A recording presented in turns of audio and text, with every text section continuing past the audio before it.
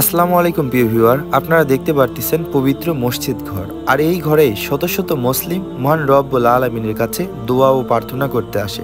চলুন আজকের এই ভিডিওটিতে এই পবিত্র ঘরের সৌন্দর্য ও কিছু ইসলামিক কথা শোনা যাক। মসজিদ শব্দটি হলো আরবি, মুসলমানদের দলবদ্ধভাবে নামাজ আদায়ের জন্য নির্মিত একটি ধর্মীয় স্থাপনা।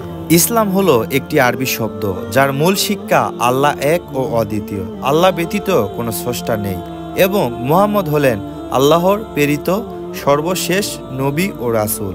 ইসলামের মৌলিক শিক্ষা হলো আল্লাহ দয়ালু, করুণাময়, এক ও অদ্বিতীয় এবং একমাত্র ইবাদতযোগ্য প্রভু।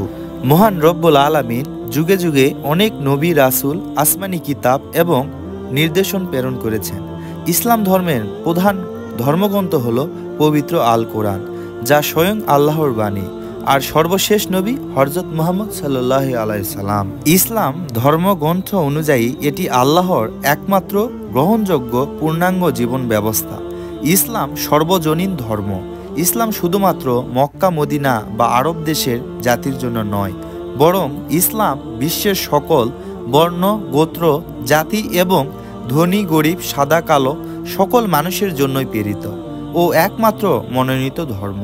ইসলাম ধর্মমত অনুযায়ী যুগে যুগে আদম, ইব্রাহিম, মুসা, ঈসা সহ সকল রাসূলগণের উপর আসমানি কিতাব অবতীর্ণ হয়েছিল। মূল আরবি ভাষার আল কোরআন হলো তারই সর্বশেষ পূর্ণাঙ্গ। 632 খ্রিস্টাব্দে বিদায় হজের দিন এই জীবন ব্যবস্থাটি পূর্ণাঙ্গ জীবন ব্যবস্থা হিসেবে স্বীকৃতি লাভ করে স্বয়ং স্রষ্টার কাছ থেকে।